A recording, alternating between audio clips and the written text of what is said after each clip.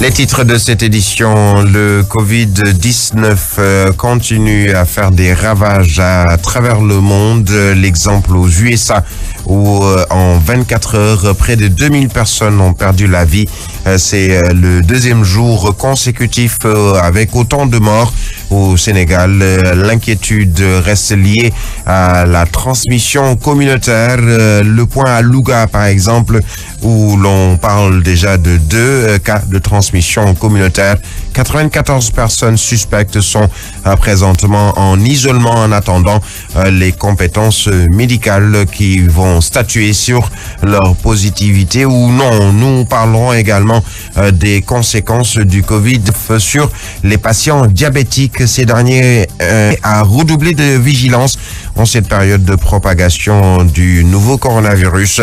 Selon le professeur Abdoulaye Leye, les risques sont les mêmes pour tous, mais les patients diabétiques sont les plus exposés. Nous parlerons également de ces métiers qui aujourd'hui souffrent du Covid-19. Il y a par exemple les prestataires de la Sénélec qui sont en arrêt de travail et ce jusqu'à nouvel ordre à cause de la maladie du coronavirus. Des travailleurs qui sont sur le qui-vive à cause de la situation actuelle. Ils réclament quand même 7 mois d'arriérés de salaire. À suivre, la page des sports, ce sera avec Pape Mantambop. La revue de la presse de Fabrice Nguema, ce sera en fin de journal. Bienvenue à toutes et à tous. L'actualité autrement, Zik FM. Un second cas communautaire de Covid-19 a été confirmé à Louga par l'expertise médicale de la région. La nouvelle est tombée hier en début d'après-midi dans les locaux du conseil départemental de Louga. Le médecin-chef de région, Cheikh Sadibou Senghor, a fait face à la presse. Selon lui, outre le cas confirmé, 94 personnes suspectées ont été mises en isolement en attendant les compétences médicales pour statuer sur leur cas. Des cas positifs qui, si ils sont avérés, seront transférés à Saint-Louis en raison des conditions qui vont bientôt être réunies pour pouvoir prendre en charge tous les malades. Il est ici au micro de Mas Ndiaye. Anticiper sur quoi? Déjà, on a anticipé un tout petit peu dans le cadre de la prise en charge. Maintenant, il faut que l'on anticipe un tout petit peu dans le cadre, en tout cas, de la disponibilité du centre de traitement. Parce que notre premier cas malade, on l'a envoyé, et les 2 cas ont été envoyés à Saint-Louis. Donc maintenant, il faut que la région de Louga soit autonome dans le cadre de la prise en charge. Et ça, je pense qu'il y a un travail qui a été fait hier, avant-hier, avec l'hôpital régional de Louga. Et avec le directeur, on est en train de mettre en place. On a mis en place un cadre qui peut nous prendre pratiquement presque 10 personnes malades, si toutefois on en aura, mais également, mais ce cadre doit être validé, ce centre de traitement doit être validé par le niveau central qu'on attend. Et puis, toujours concernant ce coronavirus, sachez que les patients diabétiques doivent redoubler de vigilance en cette période de propagation du nouveau coronavirus. Selon le professeur Abdoulaye Leye, certes, le risque est le même pour tous, mais les patients qui souffrent de diabète sont un peu plus exposés car leur système immunitaire est un peu plus faible. Ils doivent davantage se protéger pour éviter toute infection au nouveau coronavirus. Le docteur Abdoulaye Leye est diabétologue. Il est avec Alassane Baldé. Le risque d'attraper l'infection, il est le même pour toute la population, que l'on soit diabétique ou pas. C'est maintenant les systèmes de défense de l'organisme qui sont affaiblis quand on est diabétique et qui exposent, comme on a dit, à faire une forme plus sévère. Mais attention, ce n'est pas parce qu'on a fait aussi l'infection au Covid qu'on décède. Parce qu'on peut guérir du Covid et faire une complication du diabète qui n'est pas prise en charge ou qui a pris des proportions plus graves. Et sans rentrer dans les détails, il ne faut pas considérer que toutes les personnes diabétiques qui ont eu le Covid, ils sont décédés à cause du Covid. Le traitement anti-infectieux, il peut être efficace. On peut avoir une disparition du virus, mais que ça laisse derrière une décompensation des complications liées au diabète ou à l'autre pathologie qui, en fait, entraîne le décès. Et puis, parlons de ces utilitaires pour faire face au Covid-19. Il y a par exemple les thermoflash. Sachez que ces thermoflash aujourd'hui se vendent à prix d'or. Il faut débourser beaucoup d'argent pour s'en procurer un exemplaire. Les masques également sont vendus un peu partout. Une situation très difficile à gérer selon le chef de service régional du commerce de Dakar. Pour Omar Diallo, les prix sont, ou plutôt ne peuvent être fixés car ces deux produits auparavant étaient importés. C'est ce qui explique la cherté, ce qui est différent du produit antiseptique qui est aujourd'hui produit même ici au Sénégal. Sachez que hier, on a annoncé que le gouvernement du Sénégal a décidé de réquisitionner tous les thermoflash et surtout pour tous ceux qui en détiennent au Sénégal, notamment au niveau du port autonome de Dakar, puisque ce sont des produits qui sont pour la plupart du temps importés, notamment des USA ou de la Chine ou d'autres pays. Nous nous rendons justement aux États-Unis d'Amérique avec la hausse du nombre de morts de temps à autre qui est jusqu'ici incernable. Il n'y a pas trop de détails donnés par le gouvernement américain sur ces courbes qui choquent plus d'un. Quelle explication pourrait-on en conclure suite à une analyse faite sur les derniers événements successifs aux USA?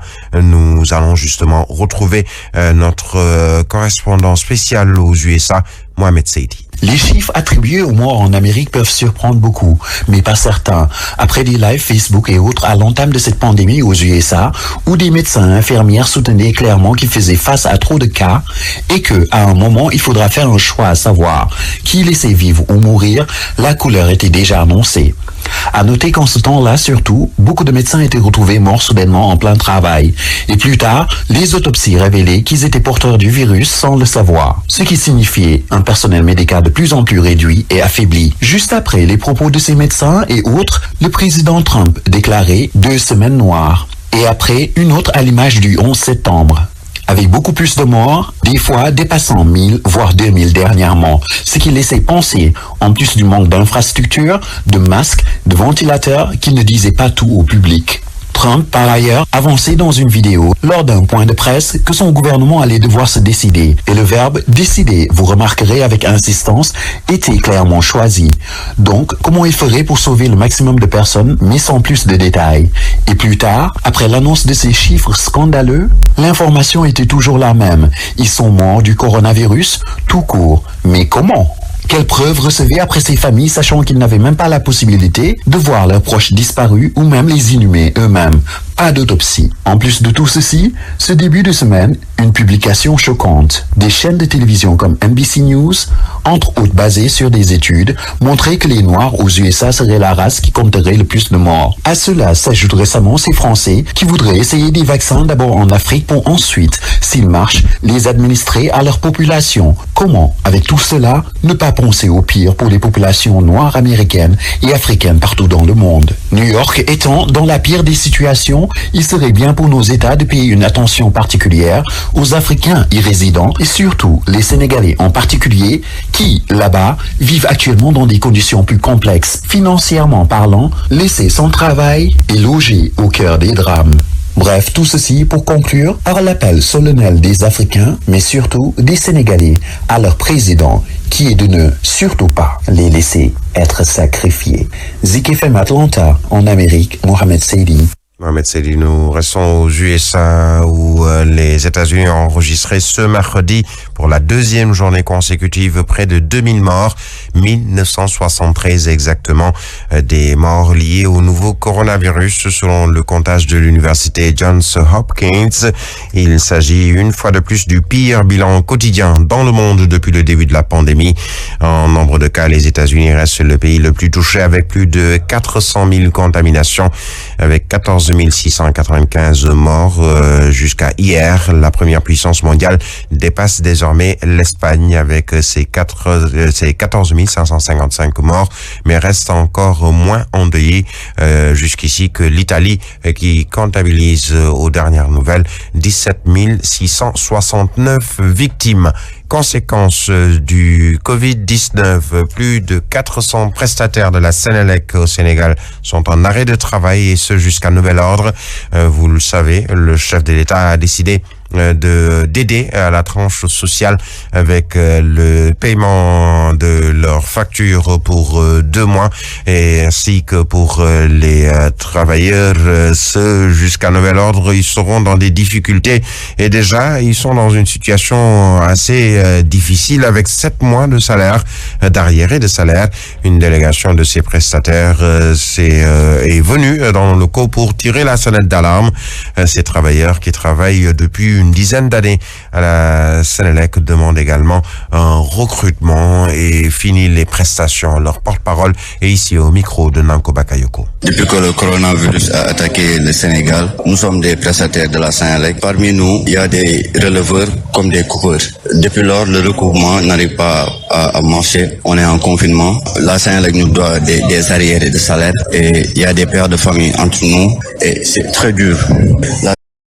Secteur des BTP complètement à l'agonie et pourtant, le secteur privé fait mieux que quiconque dans la participation à l'effort de guerre, renseigne La Tribune. Le journal du groupe des médias en veut pour preuve Tahirou Sarr, Babacar Ngom et Mimran qui ont contribué à hauteur de 3,6 milliards par exemple. L'autre exemple d'après La Tribune, c'est le Khalif général Kouloumouride, Serigne Mountakha Mbacké qui a sorti de sa poche 200 millions ainsi que d'autres Sénégalais ayant mis la main à la poche pour participer à l'effort de guerre contre le Covid-19. Cependant, Orange, Total, Eiffage et Chine n'ont donné que des broutilles, voire du nyamoumbam, c'est-à-dire 760 petits millions. Ça veut dire quoi? Eh bien, ça veut tout simplement et tout bonnement dire qu'en termes de participation à l'effort de guerre contre le Covid-19, les nationaux ont misé 10 000 fois plus que les entreprises étrangères réunies. D'où le réquisitoire de Cheikh Sadibou Diop à lire dans les colonnes de La Tribune. L'Observateur l'Obs toujours, au sujet de la guerre contre le coronavirus, nous livre que celui qui est totalement fâché, voire complètement en mode nyangal, c'est Macky Sall.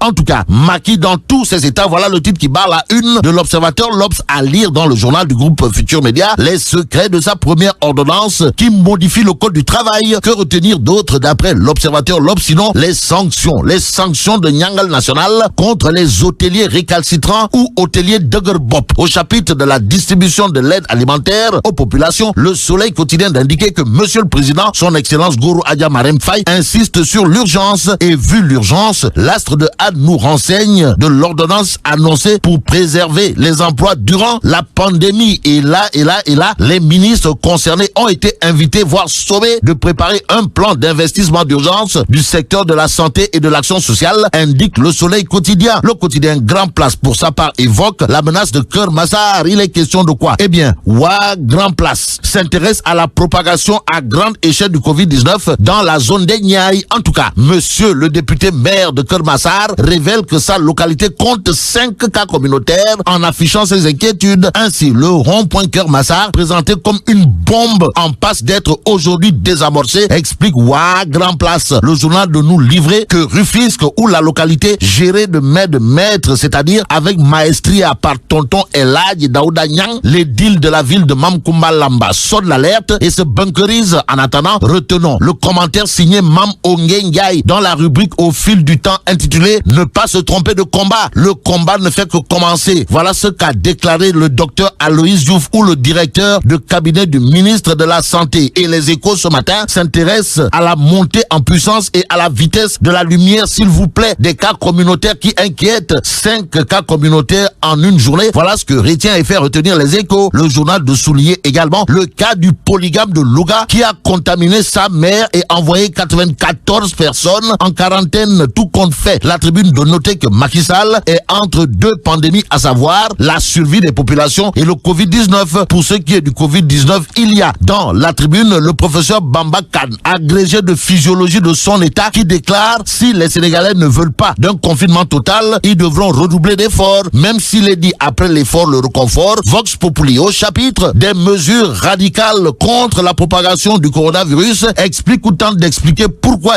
Pourquoi il faut rendre le masque obligatoire. En tout cas, le masque est présenté comme le moyen le plus efficace pour freiner la transmission communautaire. Transmission communautaire quand tout nous tient. En tout cas, Vox Populi souligne Dakar cerdé par le virus. Que retenir d'autre d'après Vox Populi? Sinon, les cas communautaires passent de 15 à 20 en 24 heures. Ça veut dire quoi? Ça veut tout simplement et tout bonnement dire qu'il est question de 244 cas positifs, 113 guéris et 128 sous traitement. Et au regard de la gravité des choses, Vox Populi nous renseigne que Keur Massar tous, tandis que Rufisque tremble. En attendant, passons à Direct News qui révèle un scandale financier sans précédent à Foundiougne. Il s'agit de quoi?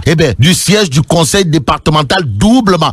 Doublement payé. Rumeur ou fait réel, en tout cas, une institution et un loyer payé doublement à la fin de chaque mois. Voilà ce qu'indique Direct News au chapitre du scandale financier à Foundiougne où le siège du conseil départemental est payé doublement par mois. Au total, c'est 53 millions de francs CFA dans le vent. Le ministre des collectivités territoriales et le président du conseil départemental interpellés directement dans cette histoire d'après Direct News. Le journal, par ailleurs, s'intéresse au Magal de Darou Mourti prévu aujourd'hui. Ndeyssan. Et là, retenons que c'est Mame Thierno Birahim Mbacké, le bras droit de Cheikh Ahmadou Bamba Mbacké, qui est sublimé. En attendant, terminons avec Source A, le journal de titré candidat à l'émigration clandestine, quitte à aller défier coronavirus en Italie. Il est question de quoi? De 5 Sénégalais qui périssent dans les eaux parce que voulant aller en Italie et en pleine période de coronavirus, s'il vous plaît. Et là, mais là, tu donges de. Oui, vous n'y dites. Bon, vive le Sénégal. Voilà, il est exactement 22 minutes. Après 7 heures, la revue de la presse de Fabrice Ngema met un terme à ce journal. Merci à Daouda Djiba qui a assuré la mise en onde. Édition que vous a proposé Birahim Touré. L'actualité revient à 8 heures. Et là, Mohamed Mansour Diop sera là pour le journal en Wolof où ce sera avec Mantoulaye, me précise-t-on. Tout de suite, la suite de Zik Matinal, toujours avec la même équipe. Daouda Djiba, Mami Sambe, Birahim Touré.